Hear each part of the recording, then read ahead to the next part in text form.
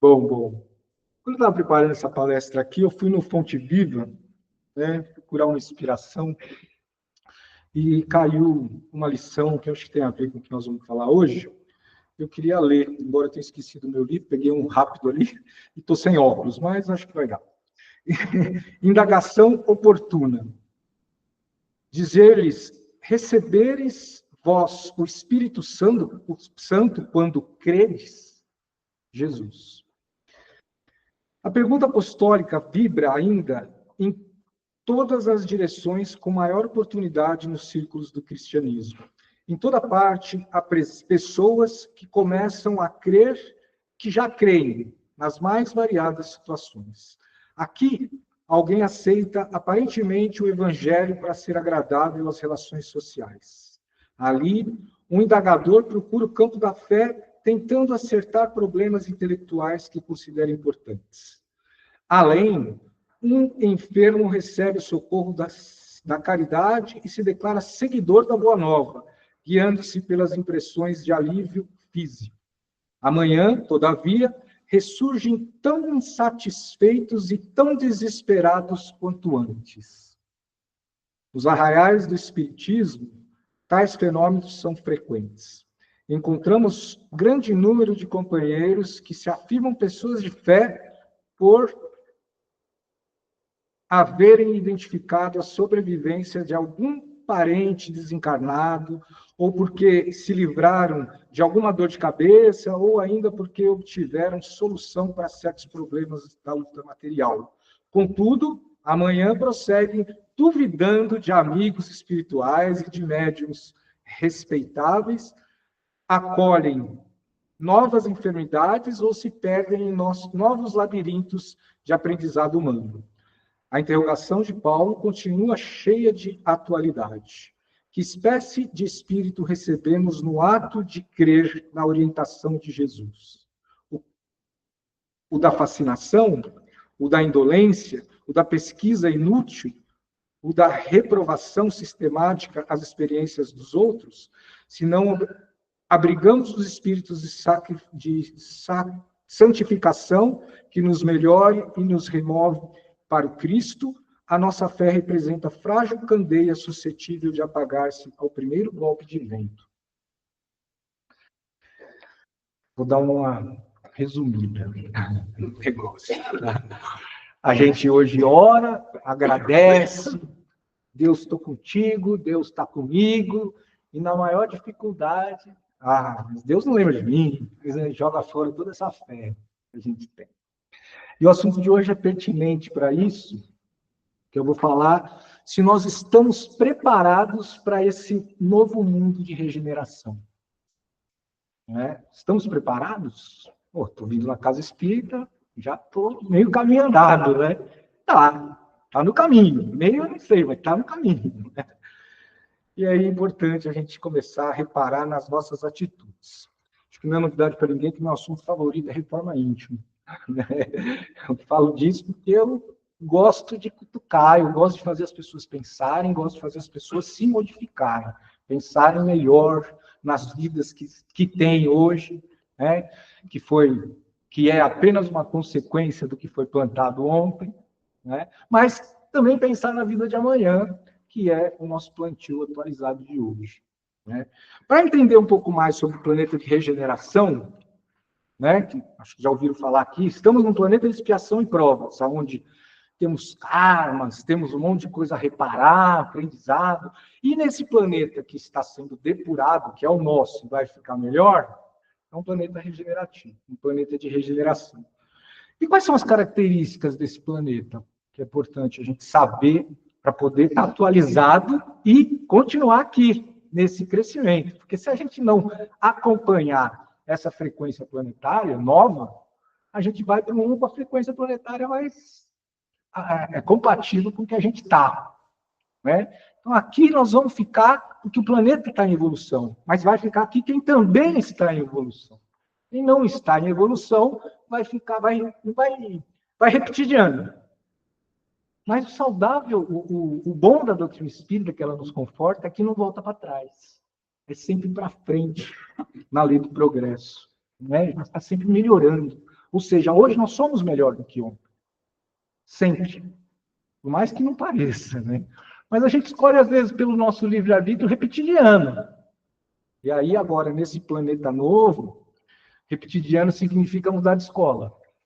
Então, a gente vai para outro planeta mais compatível com aquilo. E disso eu estou falando aquelas pessoas que têm maldade no coração, que não conseguem de jeito nenhum pensar no próximo, mesmo tendo ferramenta suficiente para ajudar muita gente, não ajuda. Hoje eu fiquei meio chocado que eu vi um leilão onde compraram uma bolsa por 54 milhões. Sem consciência, uma pessoa faz um negócio desse. Só para lavar dinheiro. Né? Porque, cara, 54 milhões era lira, não sei quantos lá, 8.500 liras, coisa assim, dava, fiz a conta ali rápido, 54 milhões uma bolsa. Libras, acabaria com a fome do mundo, praticamente. Né?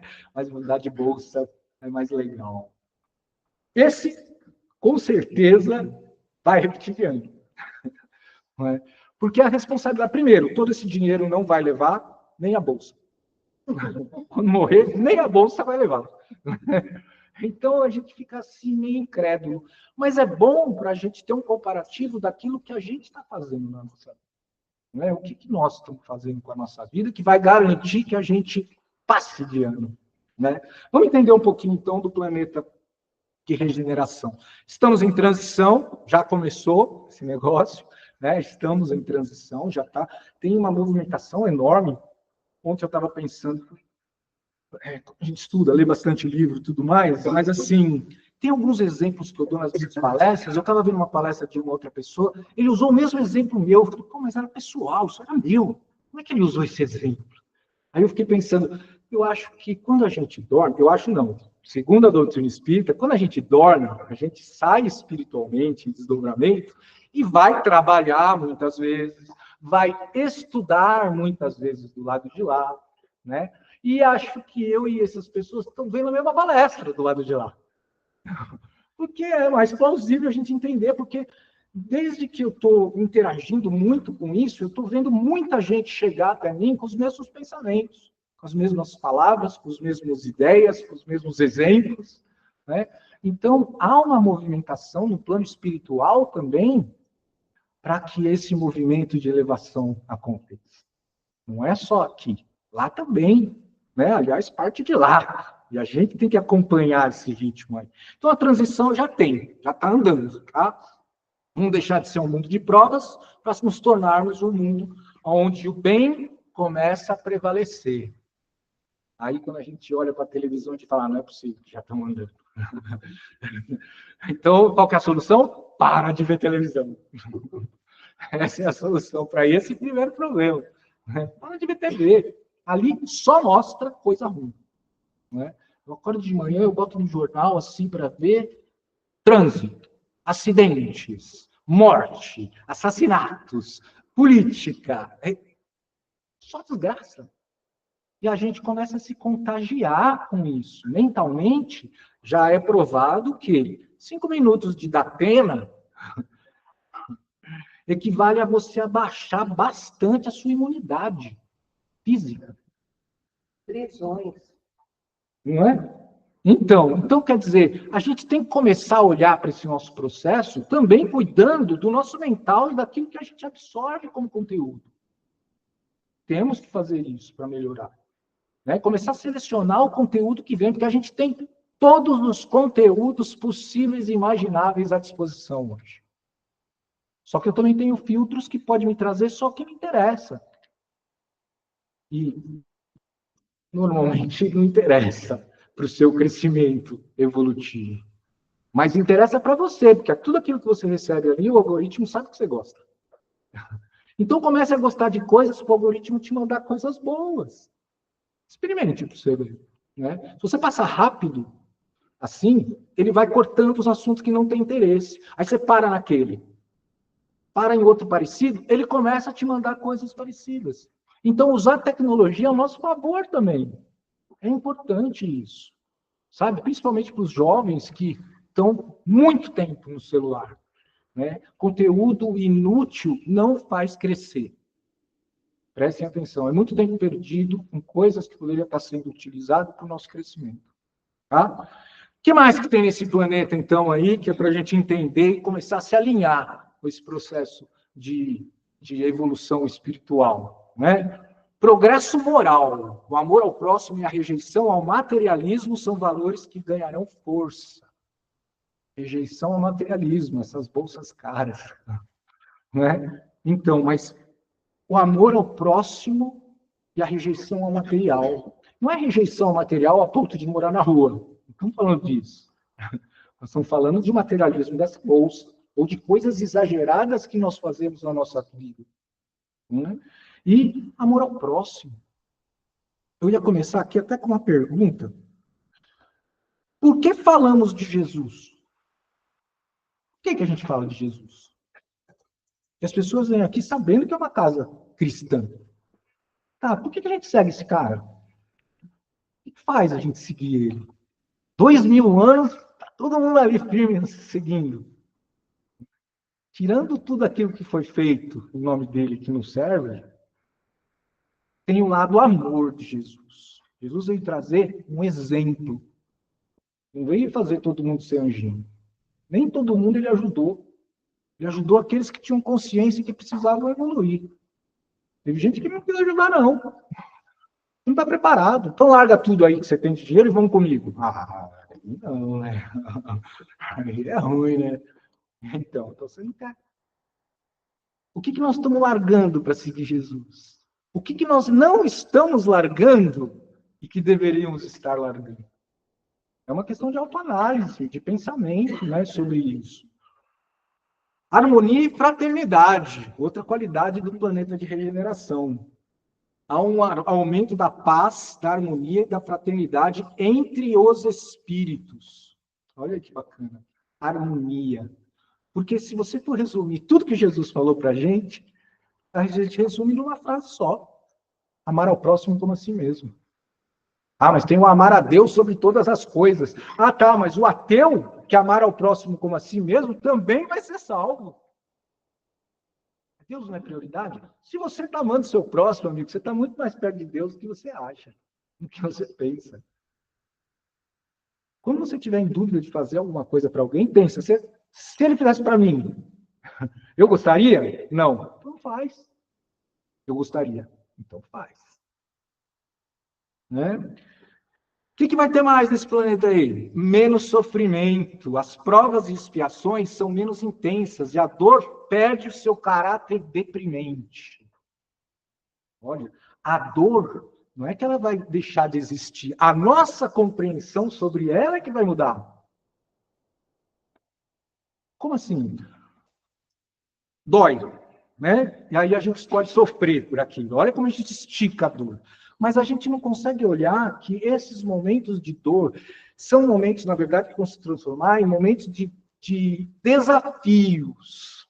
Né? São momentos de dificuldades, mas que a gente vai olhar como degraus de crescimento.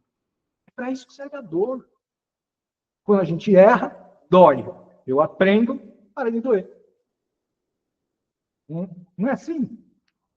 Então, até aqui tudo bem? Acompanhando aí? Beleza. Então, a dor vai ter um caráter diferente. Né? Aquilo que a gente encara como dor, a gente vai olhar e falar, olha esse desafio que está me chegando agora, hein? Como é que eu faço para crescer com ele? E a gente pode fazer isso já a partir de hoje. Por mais que seja dolorido, a gente percebe que essas dificuldades nos tornam muito mais fortes. Sempre. Sempre nos fortalece. E aí começar a agradecer. Ah, aí já é outro degrau, né? Começar a agradecer pela dor já é um degrau mais em cima ainda, né? Mas plausível. Entender, peraí. Esse problema é sério, eu preciso saber o que eu preciso aprender com isso aí. Né? Outro, aprimoramento. Os espíritos buscam aprimoramento moral e intelectual através do amor e do serviço ao próximo. O verbo do crescimento é servir. Estamos aqui para servir. Perceba quando um aposentado para de trabalhar, como ele definha. Muito mais rápido. Por quê? Porque para de servir. Como eu devo fazer? Arruma outra coisa para ser útil. Arruma outra coisa para ser útil. Estamos aqui para servir. Servir o nosso próximo, servir os nossos parentes, servir, ser útil. É o que faz a gente começar a evoluir. Influência do amor. O amor se torna a base das relações sociais e a lei que guia a maioria das ações. Imagina esse mundo, onde tudo é amor. Né? Tudo é compaixão com o outro, tudo é maravilha. Porque a gente tem momentos assim, ou não? Todo mundo tem um momento, pô, amo meu pai. Domingo eu tive um com as minhas filhas. Né? Vamos passear no parque. Né? Mas era um momento de amor. Imagina se todo momento fosse de amor. É o que acontece num planeta de regeneração. Tem aprendizado lá também, né? Mas tem respeito ao outro ser humano. E respeitar o outro ser humano é aquela frasezinha de Jesus, amor ao próximo, como assim mesmo. E isso é respeitar o outro ser humano. Rejeição ao materialismo. O apego dos bens materiais e as paixões desordenadas irá diminuir. Né? Então, hoje eu adotei, hoje não, né? Faz um tempo já, adotei uma vida minimalista. O que é uma vida minimalista? Eu não preciso de 15 camisas. Preciso de umas 4, 5. Pode ser da melhor qualidade, mas eu preciso de 20, de 45 pares de sapato. Agora, piri, né? Sapato não, sapato vamos tirar dessa conta. Né? Mas é isso. O minimalismo, ele vive com qualidade. Eu não estou nem convidando vocês a serem assim. Estou falando que eu adotei isso para mim. Né? De ter uma vida onde eu tenho coisas boas, mas eu não preciso de 45 coisas boas. Preciso de 3, uma que está lavando. E isso, a gente começa a se desprender um pouco do material. Fazer esse exercício é muito importante. Não é? Ok. E o que nós precisamos olhar e mudar para estarmos aptos a esse novo lugar? Agora eu vou dar umas burdoadas, tá? Segura aí. Parar de pensar na negatividade. Coisa simples. Olha aí que beleza. Não é? Muito simples isso aí. Escolher as frequências que a gente está. Que nada mais é do que orar e vigiar. Né? Eu passei a fazer um exercício para mim, porque eu acho que eu pelo menos mudo as perspectivas da minha vida, os meus hábitos, quando eu repito aquilo bastante. Né? Eu acho que isso é uma forma de você adquirir um hábito novo. Até para se livrar dos hábitos velhos, parar de fumar, você não dá para eliminar isso. Dá para você trocar por uma outra coisa. É muito mais fácil para o nosso cérebro entender. Trocar um hábito ruim por um outro mais saudável. Né? Parar de fumar, troca por um adesivo, troca por uma bala, troca por qualquer coisa ali, mas troca-se o hábito. E eu tinha o hábito, né, como muitos temos, né, de negatividade. De falar, não, vou sair de moto hoje, ó, tomou uma fechada ali, mas e se eu sofrer um acidente? E se lá na frente? E se? 95% das coisas e se não acontecem. Então a gente se preocupa com coisas e gasta uma energia absurda com coisas que nem chegam a acontecer. Aí eu pensei e falei, eu vou trocar imediatamente, toda vez que eu tiver um pensamento negativo, eu vou trocar ele imediatamente por uma oração. Então agora puxa, vou me arriscar a sair de moto, será que hoje não vai acontecer nada?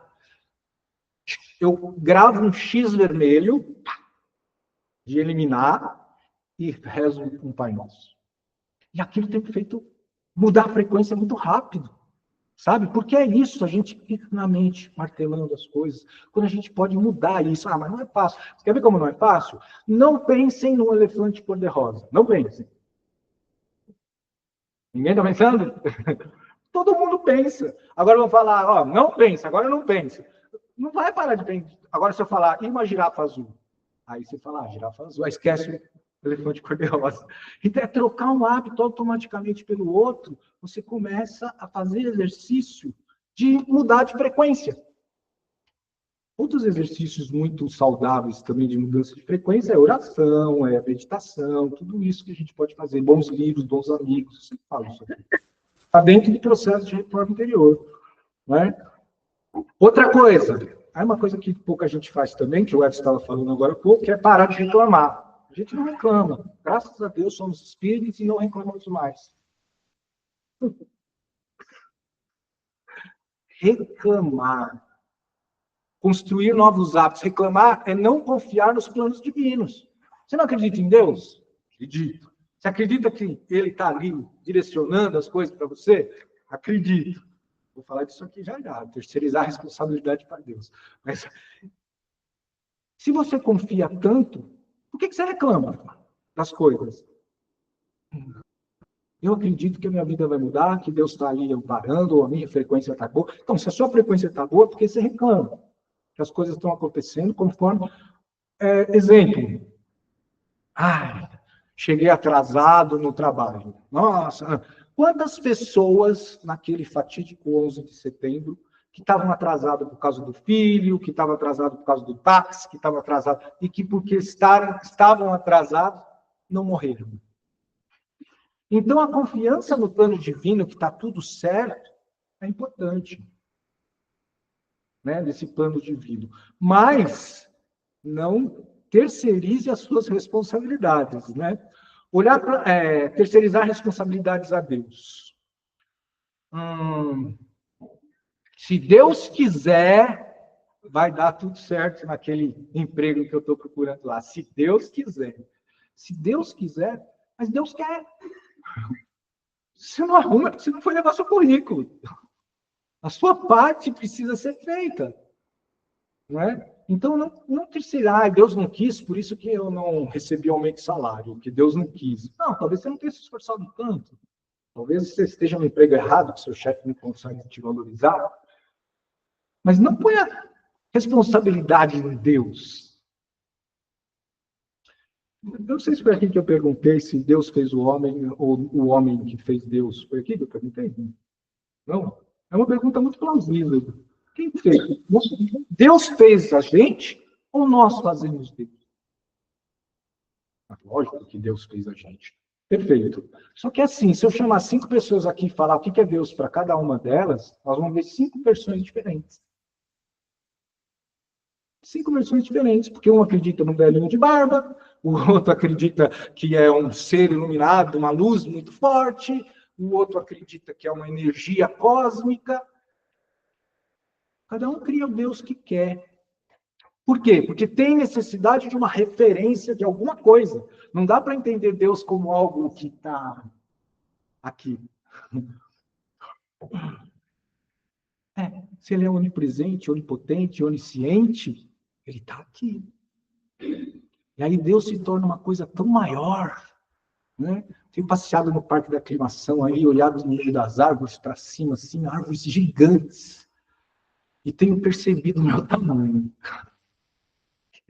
Perante aquelas árvores, imagina perante o universo o meu tamanho. Pois é, nós somos pequenininhos, mas não é porque somos pequenininhos que não temos uma força divina dentro de nós. Está escrito ali em algum lugar que fomos feitos à imagem e semelhança de Deus.